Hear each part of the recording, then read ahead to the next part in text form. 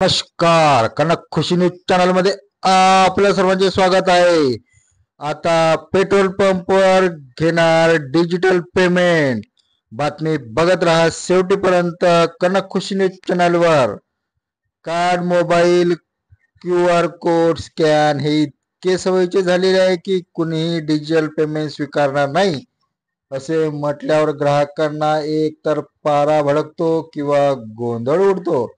अशात जिल्ह्यातील पेट्रोल पंपांनी गेल्या 10 तारखेपासून डिजिटल पेमेंट न स्वीकारण्याचा निर्णय घेतला होता। परंतु युद्धजन्य परिस्थिती पाहून ग्राहकांनी पंचायत होऊ नये म्हणून त्यांनी हा निर्णय मागे घेतला आहे। यामुळे सामान्य नागरिकांनी बरं झालं बाबा, नाहीतर सुटकेची श्वास घेतली।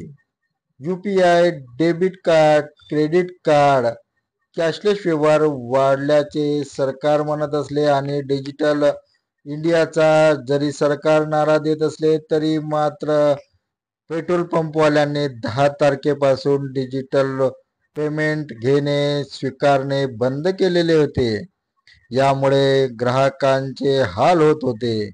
यासाठी ग्राहक पंचायतने देखील आवाज उठवला होता।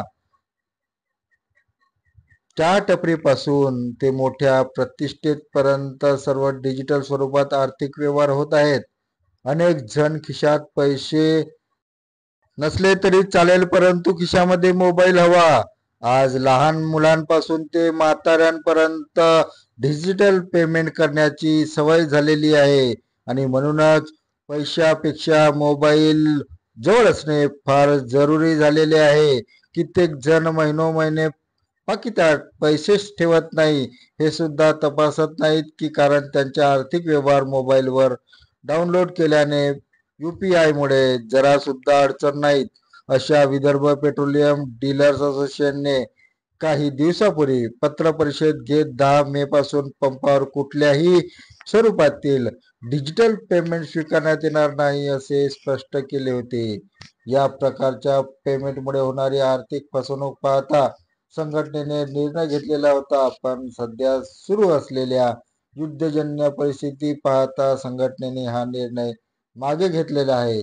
या काळात सामान्यतः त्रास न होण्यासाठी भूमिका ही घेतलेली आहे असे तिचे सर्वत्र स्वागत केले। मुख्य म्हणजे या निर्णयाने खिशात कॅश न बाळगणाऱ्या आणि डिजिटल व्यवहारावर पूर्णतः विसंबून असणाऱ्या सर्वसामान्य नागरिकांना, ग्राहकांना अचानक डिजिटल पेमेंट पेट्रोल पंपवर घेत नाही असे कळताच ग्राहकांना घाबरल्यासारखे झालेले होते।